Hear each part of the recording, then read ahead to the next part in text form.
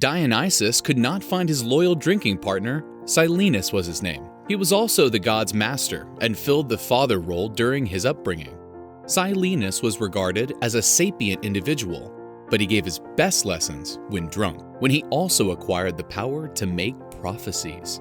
The old wise man was found by peasants and taken to King Midas, who immediately recognized and hosted him with as much hospitality as possible. Those were the days of drinking and banquets in honor of the illustrious guest. The god Dionysus was quite happy for having found his old partner treated so well and decided to do anything Midas wanted. The ambitious Midas hastily thought about it and decided to make his request. "I want to turn everything I touch on to become gold." Are you sure about that?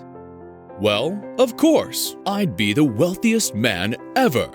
Dionysus fulfilled his wish as promised, but was somehow regretful since Midas could have chosen something better. Midas, anxious to test his brand new talent, picked a tiny stone off the ground, and this immediately became a gold nugget.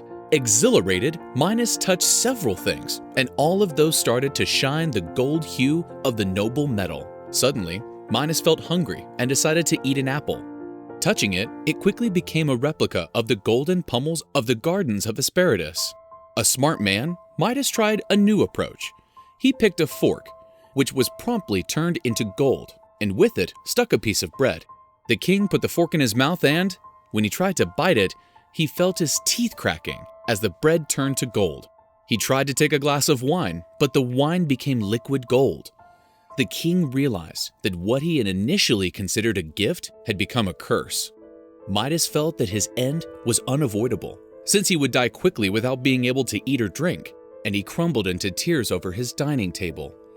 The king's daughter arrived at the palace and spotted her father crying over the table. Trying to cheer him up, she touched him with her hand. Midas stared at her daughter with horror, who was now a golden statue. Desperately, he kneeled down and begged Dionysus to take away such a nefarious power from him. The god had mercy for Midas, since he had no intention whatsoever to hurt him and his daughter. Dionysus asked the king to take a bath in the waters of the Pactolus, and, when in the water, to beg to have his power of touch revoked. Midas jumped into the river, and the riverbed was then covered by golden sand, and the fish scales also started to shine like gold. The king freed himself from the curse, and everything he touched returned to the original state, including his daughter.